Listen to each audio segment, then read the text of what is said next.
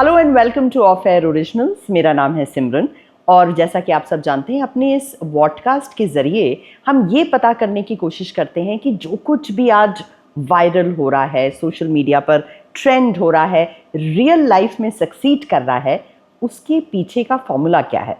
तो हमारे साथ हैं फौजिया दास्तान गो सरनेम तो नहीं है, इसके पीछे एक बहुत इंटरेस्टिंग कहानी भाई है। देखिए, अमूमन ऐसा होता है कि लोग आपको आपके सरनेम से बुलाते हैं। जैसे मेरा नाम था फौजिया दिलशाद, तो मेरे फादर का नाम दिलशाद था, तो मुझे लगा कि जो मेरी पहचान है वो मेरा सरनेम होना चाहिए। मैंने फौजिया दास्तान गो अपना सरनेम चूज़ किया, क्योंकि जब मैं चाहती हूँ कि जब मैं मरूँ तो लोग मुझे सिर्फ दास्तान गो के तौर पे याद करें। और ये मैंने खुद ही लगाया। और मतलब अब ये लोग ताकि फौजिया दास्तान गो, फौजिया कौन जो दास्तान गोई करती है, खत्म। Beautiful, that's amazing. मैं भी एक नया कोई सरनेम सोचती हूँ, सिमरन पॉडकास्ट। बट वो फील नहीं आ रहा है। आपने दास्ताने राम सुना होगा, वहीं से शुरुआत करते हैं। ख्वातीन हजरात आदाब। तो खुदाए बुजुर्ग बरतर का, उस निराकार ईश्वर का हिंदुस्तान जन्नत निशान पर हमेशा ये रहा एहसान कि यहाँ आसमान से उतरते रहे आसमान, यहाँ अवतार लेते रहे ऐसे ऐसे गुनी, ऐसे ऐसे महान, जिनका कोई सानी नहीं, मुमासिल नहीं, मुकाबिल नहीं। ख़ास तौर से मर्यादा पुरुषोत्तम राम के वजूद पर हिंदुस्तान को हमेशा हमेशा नाज रहा है। वाह वाह वाह वाह, amazing. You know, I was mesmerised, I didn't want you to stop. बहुत शुक्रिया नवाजिश। Please welcome Fauzia, the first female दास्तान गो। 400 से ज़्यादा शोज कर चुकी हैं, बहुत सारे अवार्ड्स से इनको नवाजा गया है। मतलब एक ऐसी कल्चरल ट्रेडिशन जिसे कि हम भूल गए थे। मीर बकर अली साहब 16वीं सेंचुरी में, मीर बाकर जी, तो हम सुनते थे कि वो जामा मस्जिद के बाहर बैठकर दास्तान गोई करते थे, लोग आके सुनते थे, चले जाते थे। You have suddenly reinvented this art. How, where did it start from? पहले कहानी सुनाइए। ये सफ़र शुरू होता है 2006 से। मैं पुरानी दिल्ली में रहती थी और मुझे मुझे बहुत शौक़ था कहानियाँ सुनाने का। तो मैं एक सरकारी स्कूल से पढ़ी हुई लड़की हूँ, तो भाई हमारे स्कूल में कोई थिएटर टीचर नहीं होता था। तो मैंने पहला शो देखा था रुस्तम सोहराब ऐवान गालिब में, और मुझे लगा था कि मुझे यहाँ जाना है, लेकिन इतनी हालात नहीं थे घर के, तो वो दिल में ना ख्वाहिश कहीं दबी हुई थी। अब जब ये दबी हुई ख्वाहिश वो दिल में ही रही, लेकिन मैं कहानियाँ सुनाती रही ऐसे ही, मतलब परफॉर्मेंस के तौर पे नहीं, लोगों को मज़े करने के लिए, कि जैसे आप किसी महफिल में बैठे हैं। भाई दास्तान गोई के बारे में मैंने पढ़ा था, क्योंकि मैं 12 साल उर्दू मीडियम से पढ़ी हूँ, उर्दू लिटरेचर जामिया से पढ़ी हूँ, तो उर्दू लिटरेचर से वाकफियत रही है बचपन से ही। अम्मा नानी घर में रिसाले ये सब आते थे, तो वो माहौल रहा है। मामू मेरे ऑल इंडिया रेडियो के लिए लिखते थे, तो वो कहानी देख के उसकी स्टोरी लिखा करते थे उस वक्त, तो मैं उनके साथ घुस घुस के बैठी रहती थी, छोटी उम्र से, मतलब। तो भाई मेरे दोस्त हैं प्रभात कुमार झा, उन्होंने कहा फौजिया तुम्हें दास्तान गोई ज़रूर करनी चाहिए। हाँ, दास्तान गोई पढ़ा था क्या होता है, तो हमने सोचा कि भाई अभी तो कोई करता नहीं है। तो ढूंढते ढूंढते मैं दानिश हुसैन के पास पहुंची, और दानिश हुसैन ने मुझे कहा भाई हम दयाल सिंह में एक शो कर रहे हैं, क्योंकि उन्होंने भी बिल्कुल उसी वक्त शुरुआत करी थी कि तुम आओ ज़रा पहले शो देखो। तो मैं गई, मैंने शो देखा, और मतलब वो कहते हैं ना कि जब आपको इश्क हो जाता है पहली नज़र में, वो वाली बात थी। मुझे कहा भाई ये तो मुझे करना ही है। वो मेहनत कितनी कड़क रही, because this is a mail dominated area. आज तक हमने किसी फीमेल दास्तान गो का नाम नहीं सुना है। How difficult was it to crack it? जब मैंने ये सफ़र शुरू किया था, मेरे जहन में बिल्कुल ये नहीं था कि मैं भारत की पहली महिला दास्तान गो आर्टिस्ट बनने वाली। मेरी ख्वाहिश थी दास्तान गोई करने की। हाँ, और सबसे बड़ा जो चैलेंज था कि जब आप दास्तान गोई का लिटरेचर पढ़ते हैं, तो देखिए उसमें ना आपको बहुत सारे रेफरेंसेस मिलते हैं, चाहे वो मीर बाकर अली हों, चाहे वो और दास्तान गो हों। अब भाई वुमेन दास्तान गो के लिए कोई रेफरेंस नहीं था, क्योंकि था ही नहीं कोई। हाँ, क्योंकि वो क्या पहनती थी, कैसे बैठती थी। तो भाई मैंने सोचा, मैंने देखा भाई मर्द हज़रात जो है वो अचकन पहनते हैं, है ना, और बड़ा अच्छा लगता है वो अचकन, वो टोपी। तो मैंने कहा भाई मैं गरारा पहनूंगी, क्योंकि वो ट्रेडिशनल लिबास है। तो वहाँ से वो शुरुआत हुई।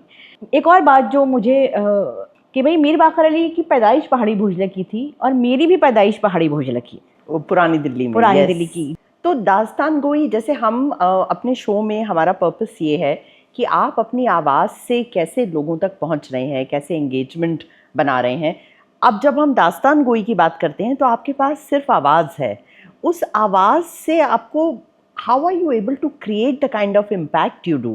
पहले मैं ज़बान की बात करती हूँ। हाँ, तो हम हमेशा ये कहते हैं जब भी हम शो शुरू करते हैं कि आप कहानी का सिरा पकड़ के रखिए, हाँ, और कहानी वर्ड टू वर्ड समझने की ज़रूरत नहीं है ना, लेकिन कहानी का हमारे जो इमोशंस हैं, हमारे जो हाव भाव हैं, उससे आप कहानी समझ जाएंगे।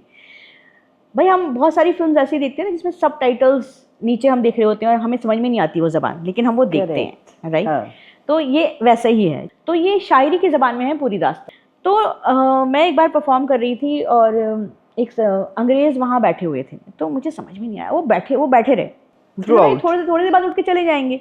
तो उन्होंने कहा, मुझसे कहा आपको कैसा लगा? तो उन्होंने इंग्लिश में ही मुझे जवाब दिया। उन्होंने कहा देखिए हमें इतना समझ में नहीं आया, क्योंकि शुरू में जो एक इंट्रोडक्शन होता है उसमें जो अंग्रेज़ी में जो वो तारुफ कराते हैं उसमें सुना, लेकिन हमें अच्छा बहुत लगा। और उर्दू की सबसे अच्छी बात यह है कि भाई ये तो गंगा जमनी तहज़ीब है। एक ज़माना था जहाँ पे सभी लोग उर्दू में अखबार पढ़ते थे, है ना? हाँ। ये किसी एक ख़ास तबके की ज़बान नहीं थी। तो मैं ये जानना चाहती हूँ कि एक इतनी old tradition, how have you made it so popular? What are the things you have used? ये करत विद्या है और ये करते करते आती है। काफ़ी बार लोग हमसे कहते हैं आप वर्कशॉप कर लीजिए 1 हफ्ते की, आप 15 दिन की वर्कशॉप कर लीजिए। मुझे समझ में नहीं आती ये बात, क्योंकि हालांकि मैंने जब अशोका यूनिवर्सिटी में पढ़ाया, मैंने जामिया में पढ़ाया, मैंने पूरे सेमेस्टर पढ़ाए हैं वहाँ पर, और उसके बाद हम एक प्रोडक्शन भी करते हैं बच्चों के साथ। लेकिन दास्तान गोई को मैं हमेशा कहती हूँ ये क्लासिकल म्यूज़िक की तरह है कि आपको रोज़ बैठना है और रोज़ रियाज करना है, तो ये रातों रात नहीं बन सकते आप दास्तान गो। That's so beautifully said. अच्छा, आप जब बोल रही है ना तो मुझे इतना अच्छा लग रहा है, मन कर आप बोलती जाए बोलती जाए, मैं सुनती ये जाऊं। आपकी मोहब्बत है। What goes into making a दास्तान गोई प्रोडक्शन? जैसे आपने मधुबाला पर किया और आपने बहुत सारे इनोवेशंस किए हैं। अगर एक नया आपको दास्तान गोई का प्रोडक्शन तैयार करना है तो शुरू से आखिर तक बताइए कैसे होगा? तो ये मैंने एक्सपेरिमेंट किया कि जब मैं मीना कुमारी की कहानी सुनाऊं तो मेरे साथ लाइव म्यूजिशियंस बैठे हुए हों, सिंगर हों। That was the first time you tried. हाँ, Okay. हाँ। तो लेकिन मैं हमेशा एक डिस्क्लेमर देती हूँ उससे पहले कि देखिए ये ट्रेडिशनल दास्तान गोई नहीं है। ट्रेडिशनल दास्तान गोई है राम, महाभारत, राधा कृष्ण, गांधी, गुम्मी कबाबी। मैंने सोचा कि मैंने मधुबाला और मीना कुमारी पे तो कहानी सुनाई है कि क्यों ना गुरुदत्त के 100 साल में यंग जनरेशन को हम गुरुदत्त की कहानी सुनाएं। हाँ, और मेरा हमेशा से मानना है कि मुझे आम लोगों की दास्तान गो बनना है ना? बहुत लोगों को लगता है ना कि हम इंटेलेक्चुअली बहुत चीज़ें करेंगे, इंटेलेक्चुअली हम ये कंटेंट डालेंगे। मेरा टेक इस पे, हाँ इंटेलेक्चुअली भी अच्छी बात है, लेकिन मैं उससे इनकार नहीं कर रही हूँ, लेकिन मेरा दिल चाहता है कि मैं ये जो मैं एक रिक्शा वाले को भी मेरी कहानी समझ में आनी चाहिए। और देखिए जब भी अगर हम कोई नई ट्रेडिशनल दास्तान बना रहे हैं, कम से कम आपको 1 से 2 महीने लगेंगे उसके बारे में रिसर्च करने में, बात करने में और स्क्रिप्टिंग में। You know this is so amazing Fauzia, क्योंकि हम ऑफ एयर ओरिजिनल्स में हम पता है क्या कह रहे हैं? हम कह रहे हैं कि आवाज़ is the oldest and the most powerful weapon that we have. मैं एक बार ज़रूर कहूँगी कि हमें कुछ छोटा छोटा कंटेंट यंग जनरेशन के लिए बनाना चाहिए, मगर उसे दास्तान नहीं कह सकते, क्योंकि दास्तान यानी लंबी कहानी और गोई यानी कहना, क्योंकि हम एक रील में हम एक लंबी कहानी तो नहीं सुना सकते। लेकिन हाँ, डिजिटल दास्तान गोई एक कॉन्सेप्ट है। शुरू करिए ना, देखिए हो गया, मैं आपके साथ पार्टनर करने वाली हूँ। अच्छा, मैं आपको फॉलो करती हूँ इंस्टाग्राम पे और आपने छोटी छोटी रील्स की बात करी, तो आपको पता है मेरा फेवरेट पार्ट क्या है? बताइए। वो जो उर्दू के मुहावरे हैं। I am completely in love with them. तो मैं चाहूँगी आप ज़रा हमें 2-3 उर्दू के मुहावरे अपने अंदाज में बोल के सुनाएं। भाई हमारी नानी बहुत मुहावरे इस तरह के बोला करती थी। तो एक मुहावरा था जिसे मैं मिसाल के तौर पे कहती हूँ, जैसे आजकल लोग लड़कियों से पूछते हैं, भाई इतने दिन हो गए कि मतलब शादी क्यों नहीं कर रही तुम अपनी बेटियों की, अरे क्या उम्र निकालोगी? तो हमारी नानी जवाब दिया करती थी, अरे क्या मछली हैं जो सड़ी जाती हैं, जब कर लेंगी शादी जब करनी होगी। तो अमूमन जब खाना होता है और खाने में अगर मतलब घी ना हो, है ना, और जैसे उसकी शक्ल अच्छी नहीं हो, तो हमारी नानी कहती थी इसको तो आंखें नहीं ले रही, आते क्या लेंगी। ये उर्दू के मुहावरे का कहाँ से आइडिया आया? भाई देखिए, मैं हूँ पुरानी दिल्ली की और मुझे बड़ी तकलीफ़ होती है जब लोग पुरानी दिल्ली को या तो दुकानों से जानते हैं खाने की या कपड़ों से जानते हैं। सबसे बड़ी बात यह है कि वहाँ की दीवानी औरतें और पगले आदमियों से वहाँ की पहचान नहीं है, और मैं वहाँ से निकली हुई लड़की हूँ। तो मुझे लगा कि जो पुरानी दिल्ली की बातें हैं, जिस तरह की पुरानी दिल्ली की औरतें घरों में बोला करती थी, हाँ। क्योंकि जो जनाना था वो अलग हुआ करता था, मर्दाना अलग हुआ करता था। तो ये मेरी एक छोटी सी कोशिश है इस तरह की चीज़ों को सामने लाने की।